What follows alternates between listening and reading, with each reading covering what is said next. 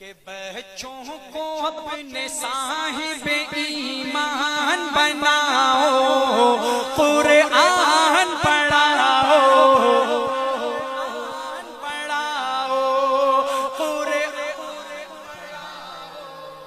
قرآن پڑھاؤ، سرکار کی سیرت سے ذرا ان کو سجاؤ،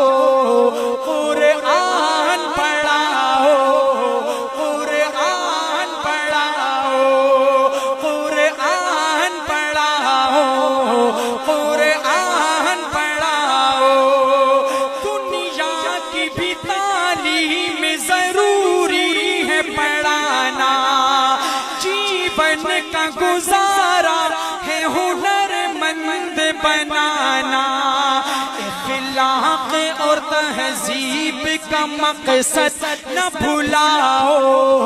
قرآن پڑھا، جو قرآن پڑھائے گا ہاتھ اٹھا کے پڑھے گا کہ قرآن پڑھاؤ، قرآن پڑھاؤ، قرآن پڑھاؤ، قرآن پڑھاؤ۔ میں یہ نہیں کہتا انہیں انگلش نہ پڑھانا، CMB کمشنر ان کپتان بنانا، CMB کمشنر ان کپتان بنانا، ہاں پہلے مگر دین کے ارکان سکھاؤ، قرآن پڑھاؤ،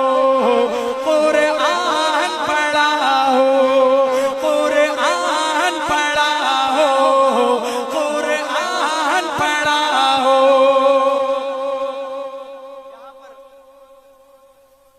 بچے تو بیٹھے ہیں، میں اپنی مائیں بہنیں اگر میری سن رہی ہے، میں یہ شعر ان کی نظر کروں گا، سماعت کیجئے گا۔ شاعر لکھتا ہے کہ کیوں علم سے خالی میں کروں بیٹی کا دامن، پہلا جو مدرسہ ہے وہ گھر کا ہی ہے آنگن،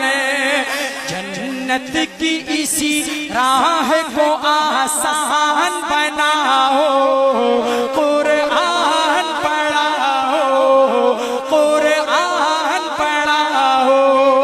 قرآن پڑھاؤ، قرآن پڑھاؤ۔ الحمدللہ میں ایک چھوٹا سا مولوی ہوں نا، مولوی یہ قاری افضل صاحب بیٹھا ہے، تنخواہ لے گا 8,000 9,000 10,000 بس، زیادہ سے زیادہ 15,000، لیکن گھومے گا ایسا ماشاءاللہ، یہ صرف قرآن کی برکت ہے۔ سفید کپڑے میں گھومے گا، بڑے سے بڑا